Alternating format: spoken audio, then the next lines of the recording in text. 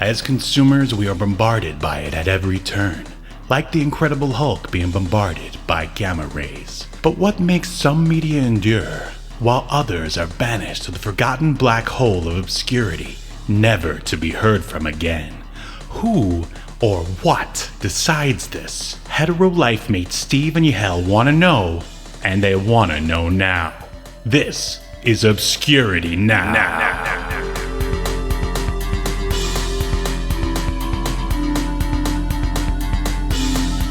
Hello, and welcome to Obscurity Now, the show that takes a look at weird and almost forgotten pieces of media.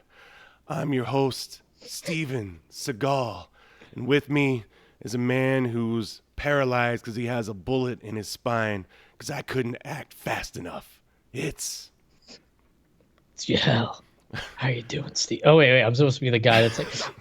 You have to be laying there covered in... real sweaty. Covered in sweat. Meanwhile, Steven Seagal doesn't have a drop on him. Dry as a bone. Meanwhile, I'm going to do the entire podcast with my sunglasses on, just like Seagal did the entire movie with... You know, I hear the best way to shoot a sniper rifle is with your sunglasses on. Yeah, you know, from what I understand. I really wanted to look that up because, believe it or not, Yahel, I don't know anything about firing a sniper rifle. I know. But yeah, it just it doesn't seem like it would be the best choice. Well, I mean, I asked someone who was in the military, and I sent them like a timestamp on the... So this movie that we're talking about, Sniper Special Ops, it's available on Tubi for anybody that, I don't know, is mad at themselves. And so I sent him some timestamps of some of Seagal's moves with his weaponry. And I was like, hey, I got a couple questions. Is it okay to snipe with sunglasses on? Is this like a thing? And he's like, no, you you don't generally want to do that. There is some like protective eyewear, but generally if you're sniping, you don't want to do that, he said. And then also I sent him in the film, Seagal switches his weapon from his right to his left all the time. And when I say right to left, I don't mean he's holding it, he's moving his arms left to right. He's got the butt of the gun against his right shoulder. He like spins it, and now the butt of the gun is against his left shoulder. He's switched, where now his left hand is on the trigger instead of the right. So he's like ambidextrously using the guns in this movie, which is also, Steve, not a thing. Yeah, do you think he was doing that because he wanted to show how cool he was? Or maybe, I think... He does... Was that? I know that it's something he does in a lot of these direct-to-DVD movies or direct-to-video movies. And I kind of hate that we ended up watching this one because he's not in it very much, and I know of way worse movies that he's done in the last few years where he's in it more prominently.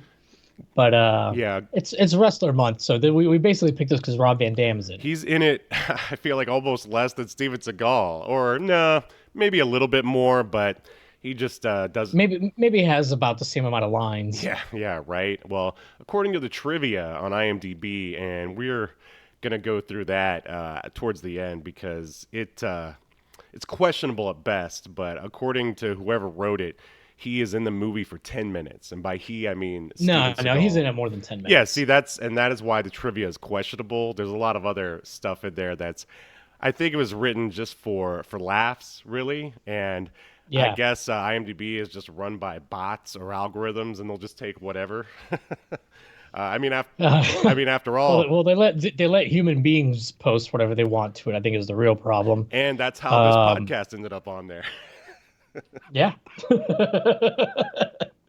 But yeah. I don't know. I mean, I could see how it might feel like he's on the screen for 10 minutes. I could also see how it might feel like he's on the screen for 100 minutes. Right, because Steven Seagal moves at the pace of a three-toed sloth, basically, in this movie most of the time. Or a snail, if you will, a Galapagos turtle. And he kind of resembles one with his glasses and his backwards hat and his goatee or whatever. But why don't we go ahead and... By the way, Steven, when did the Army... Well, I guess I'll save it for when we get into it. Yeah, I was going to ask if you want to go ahead and dive into Sniper Special Ops. You ready? Sure.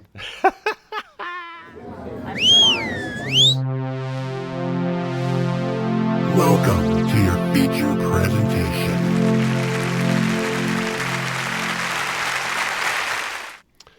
So, first off, all right, I feel like this is basically a geezer teaser, which is a term, or kind of a style of film that we explored with, I think, like a Bruce Willis, or when we talked about his cartoon or something, where, yeah, as you said, Steven Seagal is not in this very much, and the film is actually carried by, we'll get into the cast here in a minute. Like, basically, the film is carried by unknowns, more or less. What were your expectations, like going into this movie?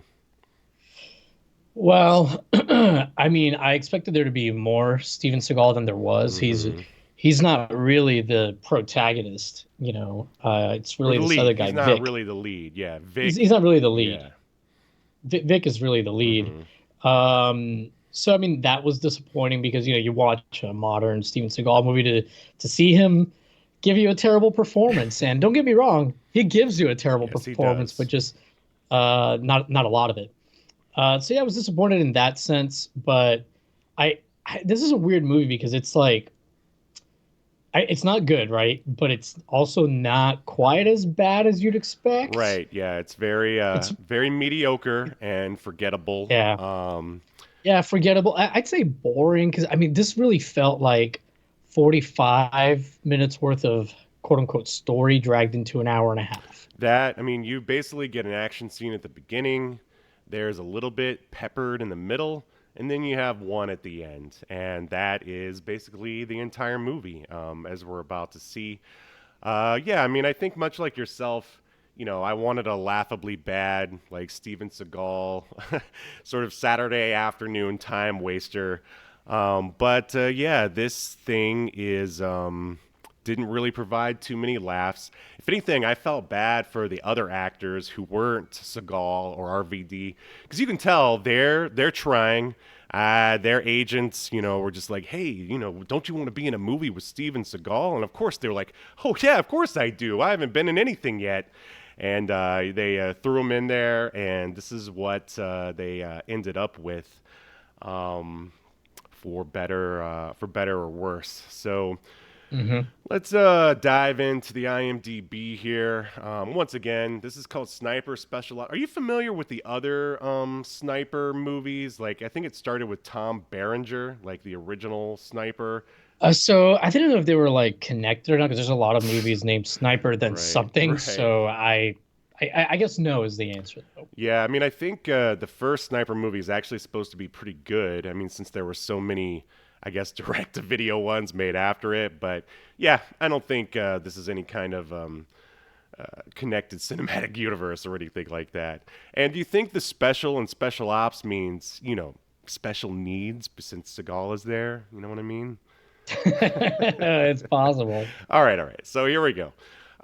Sniper Special Ops, 1 hour, 24 minutes, rated R. Do you think that R rating is deserving? What is it even rated R for? Yeah, exactly. Like, so dudes get shot. There's no blood or blood spray. Very little blood and no blood splatter. Like you'll see the blood on their clothes, like having like been soaked into their clothing after they've been shot. But yeah, I don't think there's any squibs or even any digital blood spurts. Yeah, I'm surprised there wasn't more digital blood, but I guess that would have taken more time and money, which they clearly didn't have. Although I will say I was also surprised that there was no digital. Oh my God, the word just escaped. When you shoot when you shoot a gun, the thing that comes out, muzzle flashes. Yeah. I expected there to be a lot of digital muzzle flash, but no, they were using blanks, which this is from 2016. That's pretty rare. Yeah. I don't know. Maybe Steven Seagal threw his weight around, like literally. Well, no, because I know in a lot of there's a YouTube channel that I would recommend you check it out called Space Ice. That at least his Steven Seagal movie reviews, he's covered a lot of like his more recent direct to video stuff from the last 10 years or so. And now it's very typical for them to have like fake muzzle flash in his movies. So Sure, yeah, they're as cheaply made as possible. I guess the only draw that is supposed to make somebody watch them is the fact that Steven Seagal is there. And I can't imagine, even, myself, I grew up like watching like Steven Seagal and Van Damme and all that stuff like back in the 90s. My dad took me to those movies. And even back in the day, I was like, oh yeah, Seagal's pretty cool, but I mean, he's like not as good as Van Damme. He like never gets off of his feet or like, there's no high kick like what Van Damme has. yeah, He's very rarely do you see him do anything like kicks or. yeah. It's a lot of up close stuff where it's just like a keto hand slapping, Right, yeah. That's like so yeah, my question useless in a real fight. exactly. So my question to you is like, where are you? Like, I mean, what's your history with Steven Seagal films? I mean, I was never a fan. Mm-hmm. I mean, I always thought it was pretty obvious that he's pretty limited action. I just never saw the appeal, and I think it could be because like his first big movie, which now the name escapes me, but was like Hard to Kill. Yeah, I think it might have been Hard to Kill. Mm-hmm. That was either his first or second, maybe. But yeah, around that time, I mean, those movies were like released. Like On Deadly Ground, Above the Law. That's what I was thinking of, Above the Law. Mm-hmm. That was in 1988. I was like 8 years old. Right, right. So it's not like I was into action movies per se yet, but yeah. And then once I saw him, like as a teenager, I was like, this guy? Well, yeah, I mean, I definitely wasn't watching him back in 1988, but I just remember like when we finally got cable and my friends across the street, they had HBO, like Seagal movies were on all the time. And it was, I think, Out for Justice, Hard to Kill, all those three named movies. Under Siege. Yeah, see, Under Siege is actually a pretty decent movie because he isn't in it very much, just like this one. And I remember... And who is in it? Tommy Lee Jones, yeah. And Gary Busey. Yeah, yeah, and they pretty... I mean... they carry the movie, and then he shows up, does his little wacky hand stuff. Like basically, the only thing people remember Seagal for is his ponytail, and when he does the arm break over a guy's like shoulder. Mm-hmm. Yeah, like that'll be his lasting legacy on cinema if he has one. Sadly, he's just pretty much seen as a big joke now, which it seems like he always was. But like, how did he get to the top of the mountain if he was a big phony this whole time? It's so confusing. I definitely recommend that if you really want to know the story, there's a podcast called The Dollop, a really funny comedy podcast. They have a 3-part series about Steven Seagal and how he basically weaseled his way into Hollywood, and it has to do with him lying about his background. Oh, I know about that. There's a lot of YouTube videos about it too, and also him getting in with some mobsters. And they're really the ones that kind of got him into I see. All right. That makes sense. Yeah, I started watching a video. I need to finish it. They were comparing Seagal and Neil Breen, which, man, I really need to get you to watch a Neil Breen movie so we can... I've been wanting to, but I haven't, just to wait for the podcast to do it. Well, he's got... His latest is out, or it's already had like a limited release. Somehow we'll figure it out. We'll figure it out. But... yeah. By the way, good news. Above the Law 2, starring Nicolas Cage returning as Nico, is in pre-production. Oh, wow. That sounds amazing. So, all right. We talked about Steven. I will say the one Steven Seagal movie that I do remember liking back in the day, now I haven't watched it in a long time. I mean, I guess aside from Under Siege, is the one where he has a sword fight with like a Jamaican voodoo guy at the end. Do you remember that one? I don't, but I remember one Steven Seagal movie that I really liked, Executive Decision, because he's in it for like the first 5 minutes and he immediately gets killed. Yeah, oh yeah, that one. He gets like sucked out of the plane, and that was like, because I remember, I mean, he's not like the lead, obviously, in Executive Decision. It's Kurt Russell, but he was advertised, like promoted heavily as being one of the stars. And then, like, he dies, like, within 5 or 10 minutes. He gets, like, sucked out of a plane. I think that's the movie I'm thinking of when that happens. That's it. You're correct. And I think I heard he ended up pissing someone off because he didn't want to do something. So they just killed him off, basically, which is pretty amazing. Yeah, you're like, oh, if only he would have died in real life. So aside from Seagal, let's talk about RVD here. I mean, we both know him as an amazing wrestler. Have you ever seen him act in anything besides this? Yeah, I don't remember the name of it, but I saw a movie with him and Batista that they did together. Dude, this is back, I think, when we I were living think we together. watched it together, actually. Yeah, and Right. I can't. Yeah, I think it was like Batista's first role Yes. in anything. Yes. And Batista was not good. Neither was No Rob. one was good. But I remember like the movie was fun, and Right. like they knew they were making a kind of a crappy movie, and they leaned into it. Yes. Not like this, where it just somehow disappears into a pocket of mediocrity. As Right, we're about to see. So, well, go ahead. Oh, I was just gonna say, and I will say Van Damme, like I don't think he does like a terrible job in this movie. He doesn't have like a blowaway performance, but it's not bad. He just doesn't get a lot to do, so it's hard to like really even judge it. Yeah. It's basic. The script is very bare bones, and a lot of the characters are underdeveloped, as we're about to see. So here's the synopsis for Sniper Special Ops. Well, first off, I will say it premiered May 3rd, 2016 here in the USA, and here's the synopsis. When the mission to rescue a U.S. congressman who has been kidnapped by the Taliban goes sideways, Army Sniper and his partner are left behind. Now, they must survive an enemy territory and wait for their unit to come back for them. That's funny because that is the B plot, basically. The A plot is like Vic, basically, having to come back and get them, more or less. But hey, whatever. So this is... By the way, the movie that we were talking about with Batista and RVD, it's Wrong Side of Town. And Ja Rule was in it, too. Oh, gosh. Wow. Man, we should have just rewatched that. God, what were we thinking? Maybe we should have, actually. Yeah, well, we'll put it on the list. So this is written and directed by auteur Fred Olen Ray. Are you familiar with the works of Fred Olen Ray? No. All right. Well, he has directed over 167 movies. His totally normal number of movies to have directed. And they run the gamut from B horror, which is sort of what he started out in, and then he sort of graduated into softcore porn.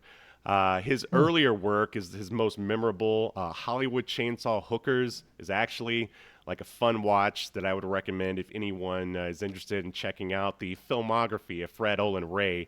And Evil Tunes, it's basically a, I don't know, I would say sort of borderline slasher softcore porn, but they animated in like some cartoons, basically. So it's like inspired by Roger Rabbit, more or less. And this came out in the 80s, so it's not like it's not like they had computers to do it. So what I'm saying is that it's a cinematic triumph, Yahel, and you need to watch it.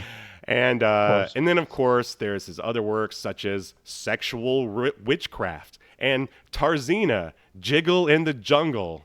I don't know. I can't really speak to those. But yeah, his earlier work is kind of fun, just sort of direct-to-video horror B-movie stuff. And yeah, he pretty much writes and directs everything himself. And all of his movies, surprisingly, usually come in underneath the $500,000 mark. So that's going to do it for me. We already talked about a lot of the cast here. Why don't you fill us in on some of the people who actually tried? Yeah, so there's a pretty big cast, so I'm not going to go deep into what they've done because, frankly, most of it is direct-to-video stuff or like very small roles and things. I do want to touch on... Actually, I'm going to touch on Tim Abel. How would you pronounce his last name? Abel looks right, yeah. Abel. So who's like the real lead in the movie? I'll come to him last because I do want to talk about him a little bit. Sure. But anyways, like you mentioned, Rob Van Dam, he's in this. He plays Vasquez. I'm not going to talk about him anymore. We already have. Does Rob Van Dam have any like Hispanic lineage?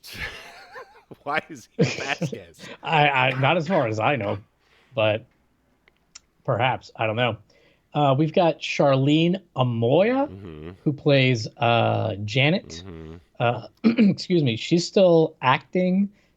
She had something come out last year called A Royal Christmas Holiday, which looks to be like a follow-up to, I guess there's like a Royal Christmas blank series or something of films. But yeah, she's got 97 credits to her name. She's been in The Conjuring. She's done a few things. Yeah, she looked been on The familiar. Flash. She looked familiar.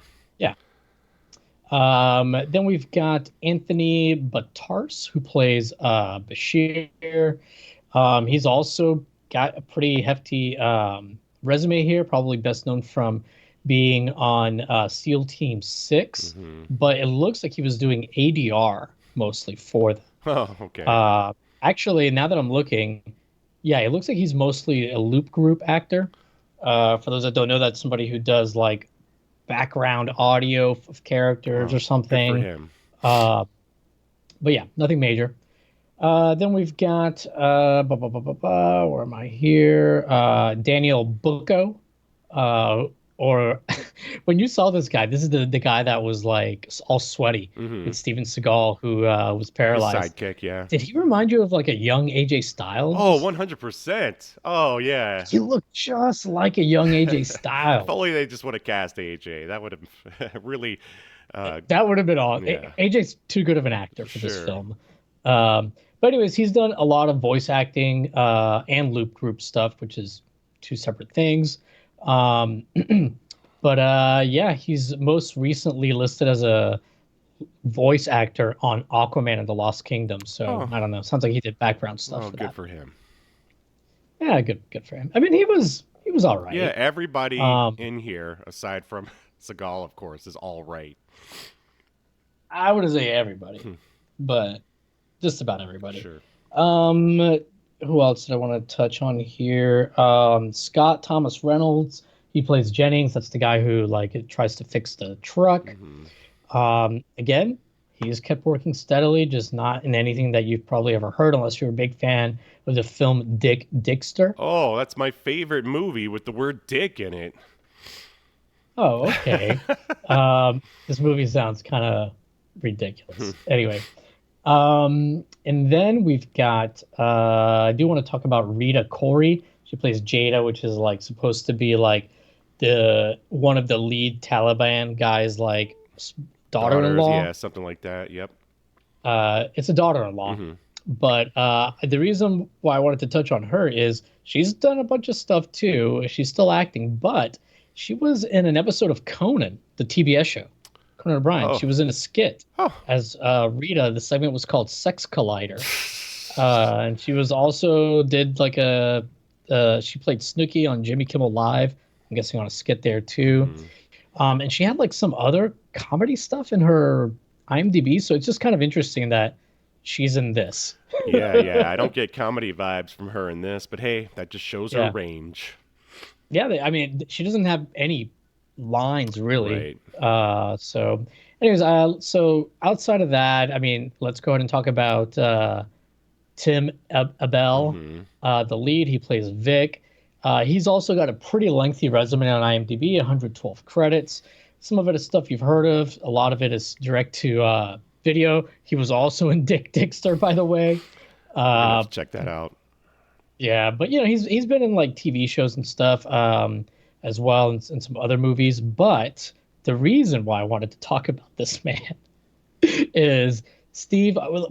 This should be like a recurring segment where it's like, did this person write their own IMDb bio or not? Oh, nice. Okay. An exciting, eclectic actor. Tim Abel is a man of his own making. And when that making includes teaching ballroom dancing, horse training, writing, cooking, acting, producing, and being a U.S. Army Ranger with the 75th Ranger Regiment, you can see it as a formidable combination. Wow. That sounds like a wrestling promo. Yeah, and I'm not going to read the whole thing, but I do want to touch on a couple other parts. From Maryland and Virginia area, as a young man, Tim took up martial arts and boxing. Okay, hold on. I did not want to read that. At the age of 17, he joined the Army and, owing to outstanding leadership skills, was promoted during basic training. Now, Steven, who would know that he was promoted during basic training at the age of 17. He Who would have that information? He Oh, yes, yes. Anyways, it goes on like gaining further promotions. Tim achieved a substantial number of awards due to his expertise in many varied fields. And soon you'll see he's going to be plus actor when he joined the 3rd U.S. Infantry, the Old Guard, which is like an entertainment platoon in the Army. That's what he did his last year in the Army. Here, he excelled as a horseman. I guess that means he rode horses, and played Robert E. Lee and Andrew Jackson, charging into battle on his trusty steed in the U.S. Army dramatic reenactment of the history of the United States torchlight tattoo. Wow. Anyways, well, it goes on and on about how after that, he was encouraged to dance. Okay. And he joined the Arthur Murray studio, but he was soon teaching class because he was so good. So he was told, hey, maybe you should go learn how to dance at this big dance studio. And they were like, Tim, you're so good. Why don't you teach us how to dance? Wow. So, yeah, anyways, and this goes on and on and on. But needless to say, Tim has had a legitimately interesting life. Sure. He's been in a bunch of stuff, but it's very clear he also wrote this. Right. I do think that's a fun segment that we should look into. But Steve, what do you think Tim Bell's age is? Man, from this movie, gosh, he looks like mid to late. It's hard to tell because he's got a lot of hair, like he's got a beard and stuff, but it's got to be like 45. Like, oh, you're being generous. I was thinking like closer to 60. Okay. Well, how old is he?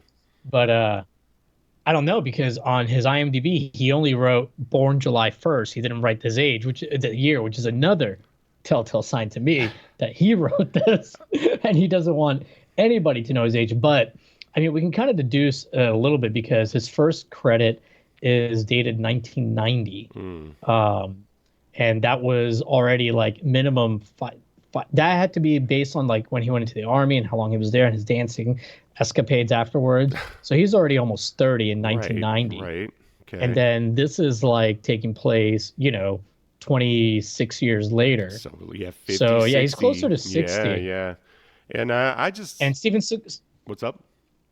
Oh, sorry. I was just going to say Steven Seagal was 64 during this film. Yeah, I was wondering. I'm like, does the military allow all this long hair and goatees and stuff? That's the other thing I was going to bring up earlier was like, since when does the Army let you have beards and ponytails? Because like half this platoon is like constantly fighting to keep their hair out of their eyes. Right. Yeah. Tell me about it.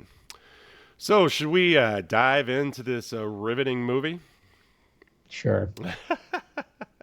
I'm loving the Steven Seagal energy here. All right.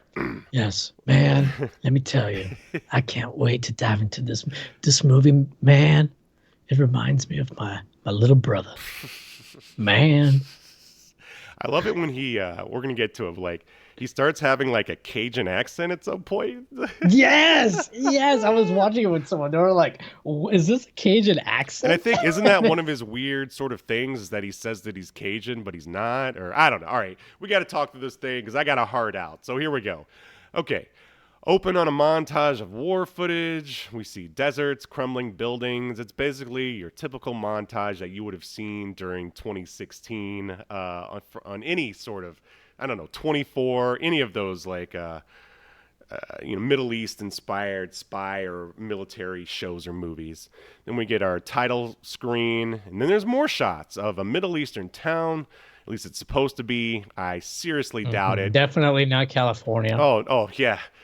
Look, so I live, in California, and I lived for a period of time in Dubai. And there is a huge difference between the deserts of the Middle East and the deserts here of California. And these are definitely here in California. That is where this is shot. So anyway, Seagal sits looking through the scope of a rifle with his sidekick, looking through binoculars.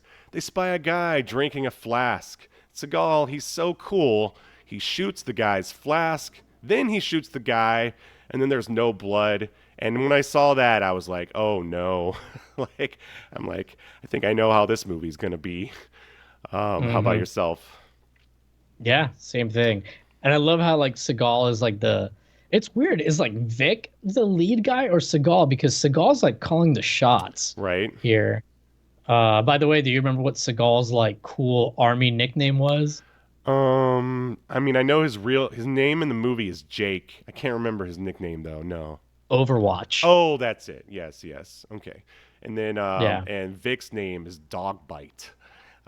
Yeah. So They never explain his name. But I think the only name that they really explain is Detroit, the guy right, that fixes because he's from there. Yeah, I mean, at least Oh, no, that's not why. Because he Because Vic says, hey Jennings, they call you Detroit because you can fix cars, right? yeah. Like, what in the '80s morning cartoon is this? Right. I mean, I'll give Fred Olen Ray credit for trying to add a little something to this incredibly boring script, but yeah, it wasn't enough. Anyway, so guy finds the body, Seagal shoots him, or bad guy finds the body, Seagal then shoots him. His sidekick, let's just call him AJ Styles, says all clear, and then a team goes in, and then we keep looking through this a heads up display. I don't even know what that is supposed to be. Like, do you know what I'm talking about? At the beginning here, Was it supposed to be like the sniper crosshair I thing? guess, but it wasn't a cross. It was something else. I don't know. I think they were just trying to be cool. One of the soldiers picks up the flask and he says it belonged to like Johnny Long John Silver or something like that. Then they creep around the town, pointing guns, all while Seagal just sits there doing nothing. And that's when it started to like dawn on me. I'm like, I get it. I see why Seagal is a sniper, so he can sit in the same room for the whole film and not do anything. And that's when I knew we were going to get the movie that we got. So the soldier finds the dog tags on the ground. They then breach a building. Van Damme at this point looks high and confused. And then Seagal starts talking about the $50 he owes to Vic through the radio. That's like their sort of, I don't know, what do you want to call that? Like Flirting. Yeah, basically. Hey, we're friends. I loaned you money. You're going to pay me back when we're done with all this, right? It's kind of like in Lethal Weapon, like, I'm going to retire and sell my boat. Like, that sort of thing. Yeah, it's just a little something you say before you go on a killing spree. Absolutely. So they are looking for a security detail. Then another door opens and they find the corpse of the security detail. They're all dead. Even though we don't like, it's weird though. Okay, so this room is supposed to be filled with corpses, and what do we get to see? Do you remember?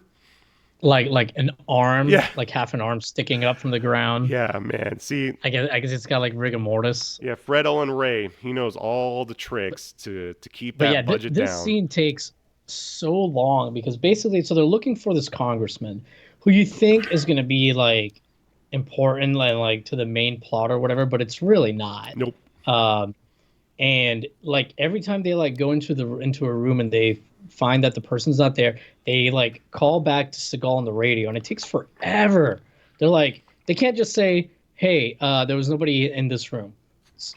Jim's got to go check now." Yeah. No, it's like overseer, this is Dogbite. Do you hear me steady? Yeah, this is Overwatch here. Blah, blah, blah. Like it's like, 10 lines of dialogue just for them to like then say, no joy on the package.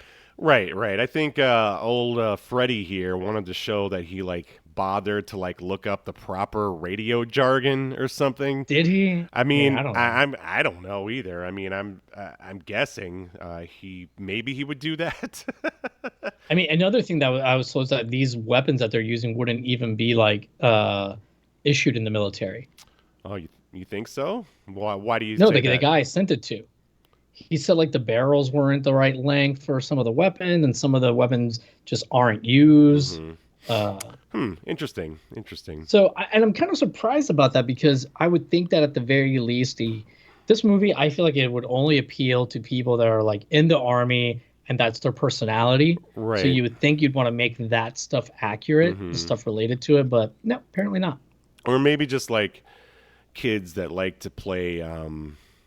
I don't know, those popular. Call of Duty? Yeah, there it is. That's what I was looking for. I don't think kids that play Call of Duty are looking up Steven Seagal movies. Well, They're busy playing Call of are Duty. you trying to say that this movie appeals to no one? Because I think you might be right. It appeals to Steven Seagal's checkbook. Yeah, I'm sure he got like $5,000 and like a nice sandwich or something. So they leave, they kick open another door, and they find a guy tied up, and it's the congressman. They cut him down, and he's dazed. So they wake him up with a syringe full of whatever. Dogbite, a.k.a. Vic, asks for a helicopter or a bird, as they call it. But they say there is no bird. Terrorists will never figure out what he means. The bird is not available. The bird is not the word. And I say the reason why there's no bird is because they don't have a budget to rent a helicopter, let alone fly one. So then they exit that area. Congressman and bad guy shows up. They exit that area with the congressman. Then a bad guy shows up. Seagal shoots him. Other bad guys show up, and then there's a firefight. So enjoy this bit of action because afterwards there's not going to be any for a while. Seagal shoots. So this is when Seagal switches to a machine gun for some reason. Why do you think? Like, what is the reason? Like, you're a sniper, and then all of a sudden you're just like, oh well, I'm going to switch to a machine gun for some reason. He's good with every weapon. Oh yeah, every weapon. He's the best at everything. I gotcha. So they keep cutting to Van Damme. He keeps delivering these lines that really have nothing to do with what's going on. It's just like, oh, look, they're over there. Oh, wait, now we're over here. Like, do you remember this scene? Mm-hmm. Yeah. There's a lot of just pointless dialogue just to fill in like between gunshots. And this is a terrible action scene because, there's a lot of shooting. By the way, I don't know if I said it to you, but one of the posters advertising this movie at the top, you know how like movie posters will sometimes like have like blurbs from good reviews. Uh-huh. It just said extensive firefights. Nice. But that's the only part of the sentence from the review they included. So it could have been like, there's extensive firefights that will bore you to death. Right. That's the only part of the review they could find that wasn't insulting. I gotcha. Yeah, because I agree. There are extensive firefights in this movie, but they're not good. You can't really tell who's shooting at who. Like, it doesn't line up a lot of times, where guys are aiming to where the enemies are. The telltale sign of a cheap movie is a lack of a wide shot. And there's no wide shots in this. It's just people shooting off frame, and then they cut to the person they were shooting at, and that person dies. But you really have no idea where anything is in relation to itself. So, right. That's a telltale sign right there. So they, one of his Van Damme's line is, "At least they're not behind us." I don't know if that's supposed to be funny, but he definitely said that line. I can definitely attest to that. And then the other guy's like, "Not yet." Yeah. So they shoot all the bad guys, and then they move out. One of the good guys gets shot, and then another. And then Vic, a.k.a. Dogbite, he just keeps barking orders over and over. And this is when I wrote, I would kill for a wide shot, but we never get one. So then I was surprised some actual Hummers drive in. Was there anything suspicious about those Hummers? I mean, they looked like they were vehicles made to look like military vehicles that aren't really military vehicles. I was just gonna say, just because of how clean they were. There's not a speck of dust on them. And I would say that also goes to a lot of the costumes here. Aside from sweaty AJ Styles, no one gets any blood or dirt on them for the most part. It's like they didn't bother to dirty up the costumes. That's all. So we finally get a medium shot of Seagal moving around, and man, does he look like he could probably skip a few meals. And he's moving as slow as a slug. And then this is when his sidekick gets shot. And I wrote here, you think they allow snipers to let themselves go in the military, Yahel, since they're always just sitting around anyway? He's so good at his job, Steve, that I felt muscular. He can do whatever he wants. He's like, I'll only stay in the military, man, if if you let me eat whatever I want, and all my boys can grow their hair. Right, we all have to have ponytails. So this reminds me of I felt muscular and compact like corned Right. beef. By the way, Seagal starting every other sentence with "ma'am." That's like something he does in all of these like direct-to-video movies. So I don't know if it's like something he does when he can't quite remember the line or just something to get himself going. Right. But It's how he gets into the role, man. Don't you know, man, about the Seagal method of acting, man? I'm a fool. I've been a fool, Steven. I'm gonna apply it to my podcasting from here on out, man. So let's see. They all board the Hummers and they move out. They tend to the injured. Meanwhile, Seagal carries his sidekick up some stairs, and now we are at a military base. There is a colonel, your typical old guy colonel. He tells pretty reporter, do you remember her name? Janet. Character's name? Janet, that's it. The character's name is Janet, yeah. So Colonel tells Janet it's too dangerous for her to go out.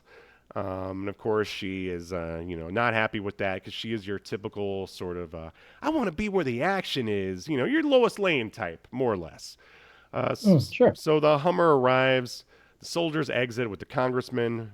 Janet tries to take pictures, but Vic manhandles her out of the way. I hope she spoke to her HR rep about that. But he takes her camera and pretends to drop it, but he doesn't. She then tries to enter the area where they took the congressman, and Van Damme and another soldier, they like walk out and they're like, "You need to step aside, ma'am." And then Van Damme walks out behind the guy and goes, "Yeah, you need to step aside." And then they both just leave, and she could have just walked right in. Instead, she just sort of walks off. I don't know. What did you think of that scene? I mean, just awful. I think she's not very good. But I think she's probably besides Seagal, the worst actor in the film. Tim Abell, like he's pretty decent, I would say, and he definitely like tries.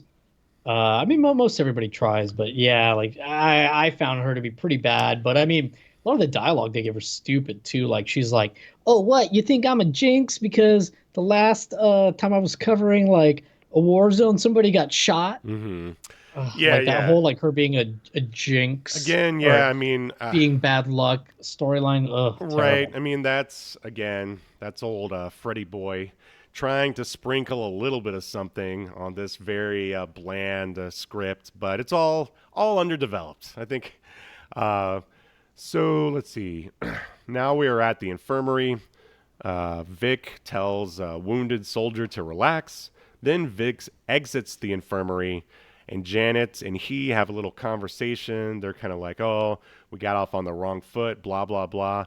And I swear, like, over the next 10 minutes, like, Vic goes in the infirmary and out the infirmary, in the infirmary and out the infirmary, and then into the colonel and out. It's just a lot of that, very, like, they don't have a lot of locations, is what I'm trying to say here. No, they sure don't. So she keeps asking Vic if that was Congressman Cooper, but Vic keeps rebuffing her question, saying, "Oh, I'm not the guy to ask," like, blah, blah, blah. Typical stuff.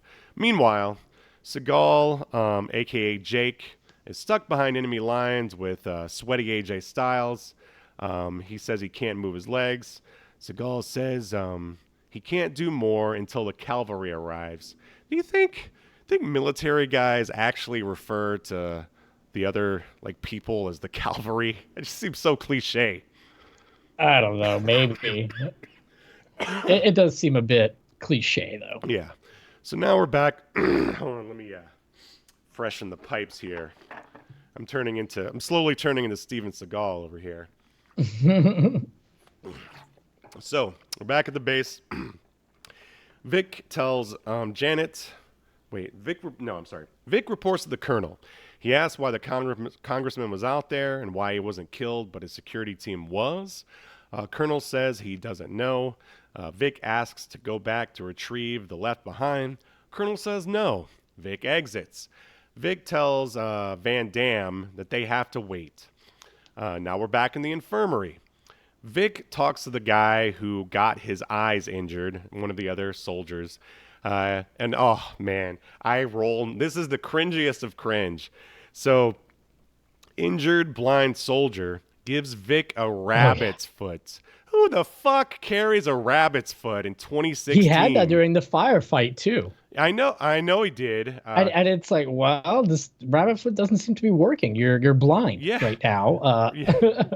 Yeah, I mean, I don't know. I think it's just it's very first draft, and also maybe it's old Fred Olen Ray showing his age. Like, maybe a rabbit's foot would have flown in, like, the 80s, like, maybe the 90s. But come on, there's got to be something else. Like, even in Rambo, he had that weird little green thing that he got from the Asian lady. I don't even remember what that thing was. But yeah, I don't either. But yeah, rabbit's foot. Yeah, pretty dumb. So lame. So Vic talks to the congressman. He asks if they were ambushed. Because basically the congressman is laying there sort of half conscious next to the blind guy because they're still in the infirmary. Blind guy says congressman said a name. I put down Abdullah the Butcher or something. But it's the name of some big time terrorist. Vic exits. Janet approaches asking him more questions. She wants to call a truce. Vic calls her a spoiled rich girl. And also accuses her of being like someone's daughter in the military, which she actually is. She asks to ride along on a mission, and Vic says it's not his call. Any comments on any of that stuff? No, I mean, at this point, I was like, oh, this is just going to be... and I was worried, too. I'm like, oh, they're going to have like a million different like characters and threads, and none of them are going to be like particularly well developed. And sure enough. Wow, you really called it. So now we're back in the Seagal sort of bad town area. Seagal sits motionless with his sunglasses on. Get used to that image because that's the most you get from him. And this is where AJ Styles is sweating bullets, but Seagal is so freaking cool with his sunglasses on. He just doesn't sweat. He's just that cool. Now we're back at the base. I don't even think anything of interest even happened in that scene. I don't think so either. Like, there's a lot of scenes like that. Like, there's some scenes with like the colonel or whatever back at the base that are just kind of like pointless. Yeah, I mean, they're just killing time, so they actually have a runtime that makes a feature film. Yeah, a lot of Vic being like, oh, I want to go save Steven Seagal, and the guy's like, no, because we got to do this other thing. And then Vic's like telling Rob Van Dam, they won't let us go save him. We got to do this other thing. Yep. Yeah, we're going to get to that other thing in a minute here. So Vic gets called back to the colonel's tent for like the 450th time. And there's a guy there, Bashir, like a Middle Eastern gentleman. He's an informant. He says a military truck broke down. And basically, Colonel says you have to go out there and get it because it's filled with, I don't know, ammunition and all this other stuff. Vic then asks about Abdullah the Butcher. And the Colonel is like, oh, how do you know that name? The Colonel says that the congressman's agenda was to prove that the military efforts out there were worthless. And again, this is all just sort of, as Yahel said earlier, kind of pointless. What's the word I'm looking for here? It's just filler. Yes. I mean, but the actual literary term is... Can't think. I'm all medicated here. But yeah, it's pointless filler because none of this stuff really pays off. So then basically he tasks Vic with going out to get this truck. So Vic rallies the troops once again. And now we're back with Seagal and sweaty AJ Styles. And he has to go get water. Seagal is like, I gotta go. And then AJ Styles is like, oh, where are you going? And Seagal's like, I'm gonna go get some water. And then he slowly descends the stairs. And the worst part is that we never cut. We have to watch him descend the entire staircase. Waddle down the stairs. It's pathetic. It's so sad. Yeah, so now we're on a truck. Van Damme and the boys make their way across the desert. And yeah, this is when I definitely noticed. I was like, wow, the Middle East looks a lot like Southern California. Then they exit the truck. Vic tells Bashir to walk out and call someone's name. Did you find this part weird? Like, is he trying to like test him to see if like Bashir is like on their side or something? Yeah, like that's what it seemed like. Like sometimes Vic is like friendly and normal towards Bashir, and then the other half of the time, like he's just rude and untrusting of him. And like, yeah, at one point he like basically like threatens to kill him if he doesn't like, get this lady that we're about to meet to talk. Uh-huh. Yeah, very weird. And I will say, like at one point, I thought that they were making Vic like a little bit more of a nuanced character, Mm-hmm. because he does help the woman that they find, and this and that, and he comes around to the reporter. But really, he's just kind of an ass. Yeah. Indeed. So Janet starts taking pics. Well, actually, before that, we see. All right, so let me back up a little. Vic tells Bashir to walk out, as we said. And meanwhile, we see Janet has stolen away on the truck. She starts taking pics. Vic tries to tell her to get back on the truck. Of course, she's not going to listen because she's like Lois Lane. The driver of the truck approaches Bashir. Bashir says he brought help, and that driver's name was like Tyler, I believe. Tyler, the driver of the down truck, says there's a problem with the fuel line, and they throw around, I can't remember if it's here, maybe a little bit later, they throw around all this like mechanic jargon to sound like they know what they're talking about. Vic looks into the truck, and this is when he finds the Middle Eastern woman that Yahel mentioned, and she even has a child. So we cut back to Seagal as he creeps very, very, very slowly around the city. He takes a pack off of the corpse of a dead soldier, and that is basically all that happens. Yeah. And then before you know it, we're back with the trucks. Oh, there's got to be a way to make this more entertaining. Yeah, this stuff with the two trucks out in the desert was like, I felt like it went on forever. Mm-hmm. But basically, I mean, we're basically just waiting. Or there's kind of like two important things. One, they're trying to figure out like what the deal is with this woman, if they can trust her, if she's part of some kind of setup. Two, Vic feels like this is like they're sitting ducks out there, and they're eventually going to get shot if they don't get the truck going. Mm-hmm. And that's pretty much it. But it takes forever to get to the point of, okay, the guy Bashir gets threatened enough by Vic to like finally get this woman to explain who she is, and then these terrorist guys show up and start shooting at them. Right, and we're almost. But it takes like 30 minutes to get to that. Right, yeah. There's a bunch of needless stuff that we have to get through, and I've got it all written down right here. Vic tells Jennings to fix the truck. Vic asks Bashir why he didn't mention the woman. Well, do you remember what his reason was? He was like, "Oh, I didn't want to." It was a really dumb reason. The radio, no, the radio in the car doesn't work. Remember? So he couldn't. No. Why? Yeah. I guess that was it. Yeah. So Jennings, aka Detroit, helps Janet find MREs, like just snoozeville stuff, just time killer stuff. Jennings/Detroit gives her a gun, which I mean I wonder if that's, against military protocol, if some civilian is like... Well, he even says I shouldn't do this. Right. But considering the situation, here you go. And then, of course, Janet tells Vic she's an expert marksman. Can you say the same, Vic? And then we see her handling the gun later, and it just looks awful. So Seagal, back with Seagal, he returns to sweaty AJ Styles and gives him some water, and he goes back to sitting down on his chair.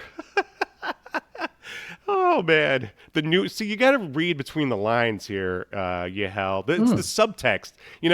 I know a lot of writers who use subtext, and they're all cowards. But Fred Olen Ray, yes. He finds a way to make it work. I mean, there's a lot going on here as Seagal returns to sitting in his chair. But I just don't have time to talk about it. We got to move on. So Detroit says he should be able to fix the truck. Vic and Van Damme yell at Detroit for some reason. And then I can't believe they actually have a real baby here. I mean, I think they only have it for the close-up that they show. Yeah, I think it's just like that one time. Yeah. And I mean, who... Who was gonna let Fred Olen Ray watch their kid on the set? But Right. and he's like, "Oh, I got some great parts for your kid here." So Jennings says he needs another part. Bashir says the lady wants to talk to Vic. Janet shows scratch marks on the back of the lady's back to show that she had been whipped. And at this point, I'm like, wow, I guess Janet is a medic too. Is there anything she can't do, Yahel? Well, she doesn't do anything for her. She's just because Vic is like, does it look infected? And she's like, I don't think so. Right, and she's dabbing it with I don't know, cloth or something. Alcohol, rubbing alcohol. Yeah. So and then finally, she's no Steven Seagal who can stop the bleeding. Right, just by giving it a look or something. So now they're he probably just sucked the blood and ate it. He was probably just hungry. So now they are man, you got some real taste of sweet blood. That reminds me of the gumbo I used to eat down at the bayou. The gumbo I made as the expert chef that I am. Right. I trained Gordon Ramsay. I gave him the name Ramsay, He used to just be Gordon. Have you heard about how he also, I guess he hangs around MMA fighters and takes credit for their wins and stuff, saying that he taught them the moves that won them the match and stuff? Have you heard about that? Of course, man. Oh, I'm glad you agree with me about your phoniness, Mr. Seagal. All right. We'll have to have you on the podcast again. Yeah, I'm good with phones. I can fix them. Anything that requires me to just sit and stare, I'm really good at. Yeah. So they're finally attacked, and then Vic they talks to Van Damme. Vic sends Jennings to the other truck, and this was so weird, and I feel like they must have improv'd it or something. Sorry, they're being shot at, and Vic is like, Jennings, you need to go over there and fix that truck and bring it back over here. Can you do it? And he's like, yes, I can. And Vic goes, okay, 5, 4, 3, 2. And then Jennings runs and then he gets shot. Why did Jennings need a countdown? Because they were going to provide coverage. Is that normal? Because he said, see, I hate that you're making me defend this movie in any way. But no, they explained it because they have a little back and forth because first Vic is going to go to the truck and then Jennings is like, I can do it. And Vic right away was like, okay, sure. I don't want to die. But right. But he does tell Jennings before he goes okay, we're going to provide you as much flank coverage as possible. And that's why he counts them down so that they can start providing the coverage at the same time. Okay. So what you're saying is you love the movie. I got it. What I'm saying, Steve, is I got a beard, I've got long hair, and clearly the tactical skills to be a part of Steven Seagal. Excuse me, Overwatch's platoon, and you don't. Why didn't we tie our hair back in ponytails? You're just a jinx, Steve. That's why we don't have any downloads or watches. That's right. Okay. But you are an expert marksman. Yes, I am an expert and medic, part-time medic plus actor. Yes. So, okay, Jennings gets shot. But then he sort of hobbles over to the truck. Janet very poorly shoots some bad guys. Doesn't look like an expert marksman at all, but hey, nope. What do I know? But you know what? She's the only one hitting any of them. Yeah, it's true. Jennings drives the truck over to the others. They move the baby and the mom onto the other truck. Janet barks orders at the lady. Oh God, this is hilarious. This is your classic. Okay, so she's gonna speak English slowly and loudly. Oh, right. To the Middle Eastern lady who has already been established doesn't understand English. Because that always they works. Have spent the last 20 minutes establishing she doesn't speak English, and she also doesn't speak she speaks a very one of the minor languages right. That's not spoken by a lot of people in the area. Yeah. So even Bashir can't communicate with her very easily. Right. So then Janet gets shot. Then the bad guys they stop shooting, and then Jennings tends to Janet's wound. Now we're back with Seagal and Sidekick. They talk some more. Seagal says, you remind me of my little brother. And that's the whole reason for that scene. Again, subtext. You got to read into it. Now we're back with Vic. He gives a camera to Janet while her wounds are being tended to. Vic thinks the reason the bad guys stopped shooting was because they saw the woman. Vic asks Bashir who the Middle Eastern woman is by threatening him. And yeah, you already mentioned this, and it's very... Yeah, puts a gun up to his head, and it's like, oh, it'd be a good idea for you to... I can't even remember what he says, yeah, but it's like... basically implies that he'll kill him if he doesn't get her to talk. Yeah. Even though, like, Bashir's already explained numerous times, like, hey, like, you know, she speaks like some... she must speak some kind of, like, not... use very, very much used language. Yeah, like a dialect, a very obscure dialect. Yeah, dialect. Thank you. That's what I was But I saying. love the thought process here is like, I'm going to kill you unless you learn that language right now and translate it for me somehow. And he's just like, oh, okay, I'll do it then since you're going to kill me. Like before, I was only half-assing it. But sure, whatever you say since you threatened my life. So now we're back with Seagal. He spies some bad guy activity. He says he wants to get out of there, and he's going to go get a truck. Like, why didn't he do that earlier? I guess he just got tired of waiting. I guess it was too much activity or something. Maybe like... I'm getting hungry. And the activity, by too much activity, not from him, but from the Taliban on the street. By the way, I guess there's only Taliban in this town? Yeah, right. Oh, wait, they do say it's abandoned. Yes. Actually, they do say it's an abandoned village. It reminded me of like that town in, I think it's Metal Gear Solid 4, that where you first open up. Yeah. Yeah. Dude, when I was watching, when they first showed like the sets for the abandoned village, and by the way, I checked the name of the town or the village that they give it. It's made up. Oh, it's sure, not like sure, a real sure. place.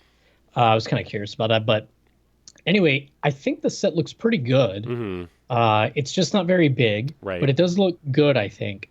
However, yeah, when it came up, I was like, man, this looks like a level from like Call of Duty or Modern Warfare or something when you're in the Middle East. Yeah, well, I mean, this was 2016, and all that stuff was going on at the time. I guess is still kind of going on, or just... It's been going on for a long time. I Yeah. don't think it's ever going to stop. Yeah, right. Okay, so... And until our good Lord returns, Steven. Our good Lord?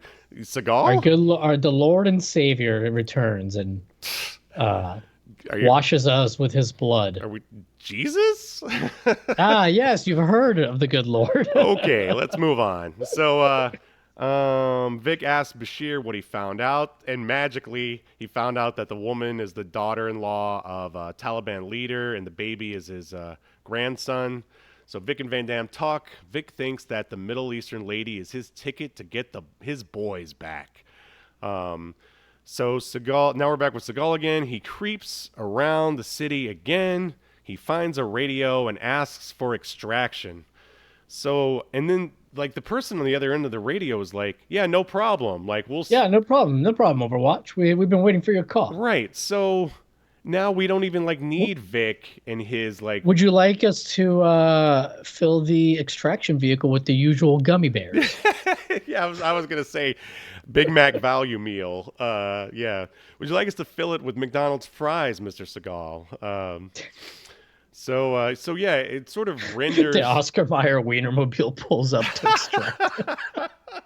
That would make this movie way better. But in a fit of hungry confusion, he just eats it. Yeah, and he can't get out. So then Vic has to come. There, we just fixed the movie. No more There plot we go. holes. Okay. That's what we did. We fixed it. So Vic tells everyone that Jennings is taking everyone back and that he and Van Damme are going to go to the town basically to get Seagal and his sidekick, Sweaty AJ Styles. So Vic and Van Damme once again gear up. Seagal... He sees Van Damme and Vic enter the town. Seagal wakes up Rich, a.k.a. Sweaty AJ Styles, and he then gives him a cross. And there's a lot of necklaces and trinkets in this movie. We got, Told you, man, our good Lord and Savior's coming to free us. I mean, is everyone in the military just the most superstitious, like, religious person or something? I mean, I'm sure a lot of them are religious, but yeah, no, you're right. Let us know. Are you in the military and do you listen to Obscurity Now? Let us know what it's actually like. Yeah, I'd love to see the Venn diagram of Obscurity Now listeners and religious military Right. members. Yeah, absolutely. I'll check my analytics later on. Yeah, what's your trinket that you hold on to when your life is needlessly in danger over oil? Let us know in the comments. Yeah. So bad guys show up around Vic in their truck. Then we get to see Abdullah the Butcher, the lead Taliban guy. Vic and Abdullah talk. It's like your very typical sort of, lead good guy meets lead bad guy. Vic tells him to have his men put their guns down. And meanwhile, Seagal scans the area overhead. Vic tells Van Damme to let the Middle Eastern lady go, and the lady walks out. Now, I don't know if we painted this picture well enough, but, if you picture your typical Middle Eastern woman, she's covered. All you see is her eyes. Yes, covered in head to toe. So like not a burqa, but, similar level of coverage. Right. Yeah, absolutely. So she walks out, and, I guess as the viewer, we're supposed to think, oh my gosh, Vic is so heartless. He only cares about his men, so he's going to let this woman go back to the man who's been beating her. Well, again, I can't believe you're making me defend the script again. But when Vic comes back to Rob Van Dam and the woman, he tells Rob, okay, we're gonna let her, go and walk over to Abdullah. And Rob Van Dam's like, are you serious? And he's like, well, what choice do we have? And because they are outnumbered like 20-1, right, by a bunch of like Taliban guys and with their guns and stuff. So like, I actually thought it made sense because like, really, what are they gonna do? Sure. At that point, and I will say they got me with this scene because I didn't see the twist. Oh, coming. I did. I saw it coming from a mile away, and the question here is like, why wasn't Van Damme in on it? It's like they purposely kept him in the dark. So no. Van Damme was acting to trick the to keep up the charade. Yeah, but the guys were over on like the opposite side of like the area. They couldn't even see Van Damme's reaction. They were like 30 or 40 feet away, and Van Damme's just loud and being like, "Oh, what, really?" Since there wasn't a wide shot, we'll never really know. No, there is a shot between like when he's walking up to Abdul, whatever the guy's name was, Abdul something. But so they're not that far away. Okay, I guess I get to suspend my disbelief and pretend that Rob Van Dam is acting along to keep up the charade. I thought it was one of the few good things that they did well in the movie was setting that up, that trick. Mm-hmm. Hey, like I said, it got me. I'll give Fred Olen Ray some credit for trying to. I don't know. He might have just stumbled into a good scene or two, but I don't think he was trying. He was trying to earn his paycheck. All right. So yeah, basically they bring the Middle Eastern woman out. God, I lost my spot here. And she walks out to meet with the Taliban leader in the middle of the whatever. And then she takes off her rags or whatever you want to call them. And surprise, surprise, it is Janet in the place of the Middle Eastern woman. That's right. You know why, Steve? Because she is a journalist, photographer, expert marksman, medic, plus actor. Yes. She's a medic, and she totally fooled him. Absolutely. And she just happens to be, I guess, the same height as this woman. And she puts like a grenade like necklace around Abdullah's. No, she stabs. Did you not pay attention to this wonderful film? She stabs him. Yeah, but he also put a thing on his neck, though. It happened. I don't think he had anything on his neck. She like stabs him with like a thing full of grenades. Maybe she then also put something on his neck, but because he tries to like pull it out, but he can't. Oh, she stabbed him with a thing full of grenades? Okay, well, there was a thing full of grenades. I know that for sure. Yeah, it's like a bunch of grenades that are like kind of tied together, sure. And at the end is like some kind of knife or something. And she stabs him with that, and when he can't pull it out, that's when all his little Taliban buddies go, "Oh fuck, this guy!" They're like, "We've seen this before," right? So they scatter, and he explodes. But yeah, I actually didn't think it didn't dawn on me that it was the white lady, the American lady. Janet. until she did the reveal. Right. So then there's a firefight. Van Damme tries to blow his explosives because before he had been setting explosives up all around Metal Gear Solid City, whatever you want to call it. But they, I think at the van, right? Like, yeah, but they won't go off. But that's okay because Steven Seagal is there and he shoots the bombs with his gun, and then they work because how did Steven Seagal even hear that? Because he's wearing like the earphones that you wear to protect yourself from like gunfire sounds. Right. So how did he hear Rob Van Dam like say, the detonator's jammed from across the whatever? He's just that good, Yahel. It's Steven Seagal we're talking about here. You're right. AKA Jake, AKA Overwatch. So basically the bad guys are stopped. Vic thanks Janet. She takes a picture of him and Van Damme. They're kind of doing like the Predator handshake sort of thing. Vic and Seagal, they have a little back and forth about their bet from before. Now you owe me $60, like something along. And this is when, for some reason, Seagal's fake Cajun accent comes out.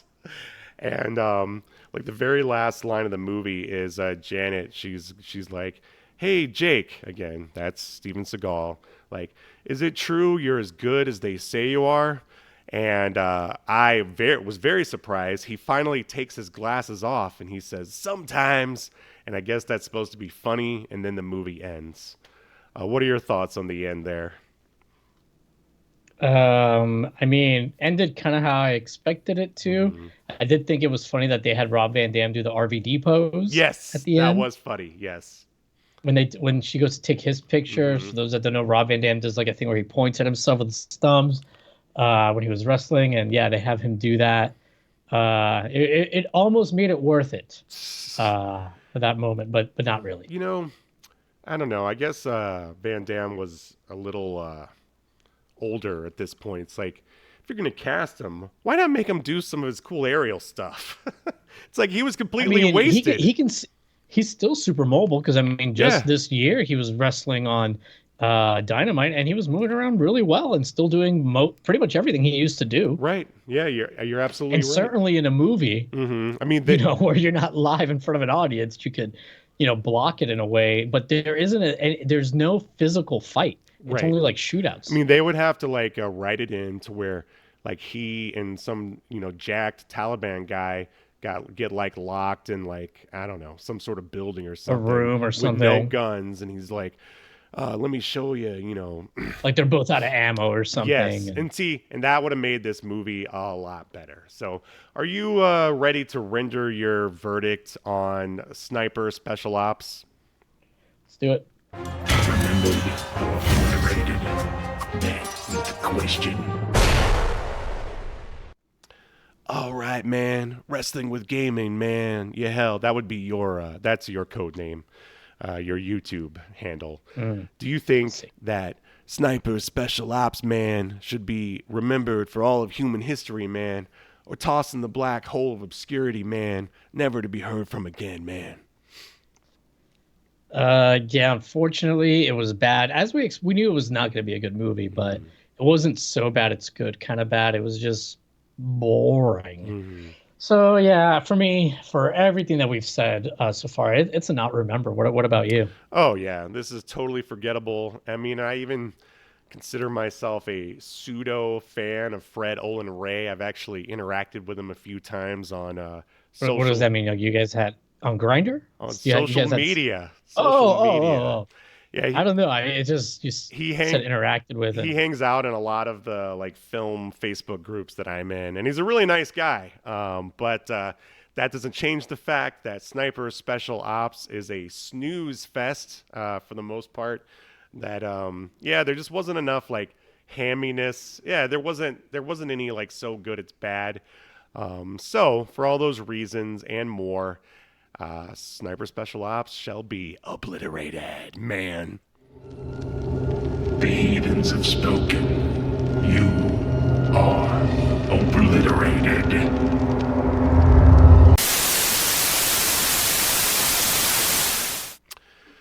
Okay, well, I don't know. Like, do you think that back in the 2016, if you were like sitting around with the cable channel on like a lazy Saturday and this movie came on, you would at least like fall asleep to it? I don't know, man. I think it's a good. I don't think so. It's pretty bad. It's a good take a nap movie. Just white noise in the background, basically, if you want to be put to sleep. Yeah, there's too much gunfire for and it doesn't happen like it happens just sporadically enough where it would bother you, like suddenly, like, oh God, what is that? So I also all right. So real quick, like, so Seagal is basically known for hiding behind his beard, his sunglasses, and his hat now. Can you think of some other like stars real quick who do that? I can think of one. While you think, I'll tell you. Like John Cusack. He always wears a hat now in like everything that he's in. Oh, is he like balding or something? He's got a little bit going on, like receding hairline. It's just like, it just draws more attention to it, if you ask me. And then of course Van Damme, like he's been wearing shades for a long time, ever since, you know, he did a whole bunch of drugs and fucked up his eyes, I guess. I mean, you see his eyes a lot in this movie, though. No, not Rob Van Dam. Jean-Claude Van Damme. Oh, Jean-Claude Van Damme. Oh, I haven't seen anything recent. What world do we live in where we have to differentiate between guys named Van Damme? The best kind, Steve. All right. Well, I think we should probably go ahead and call it there, like before I die. And plus, I have to go pick up my boy. Anything you want to add before we sign off here? No. I mean, if you want to watch this movie, I think I mentioned it earlier, but it is on Tubi. Don't recommend it. Yeah, maybe if you want to fall asleep. Watch some other Fred Olen Ray films. Don't forget Chainsaw Hookers. Hollywood Chainsaw Hookers. I highly recommend it. Okay, we'll see you next Sunday as we continue to unearth more obscure media, only on Obscurity Now. See you next time. You've been enjoying Obscurity Now, a podcast that's recorded live to tape and streamed to Twitch and YouTube. Subscribe so you never miss an episode or hilarious quip. Take us with you by following the download links provided in the show notes to wherever you get podcasts. And take notice of our various social media links. If that's what you're into, I'm not here to judge. And make sure you join us live next week at 6 p.m. Eastern, 3 p.m. Pacific as we continue to discuss more obscure media only on Obscurity Now.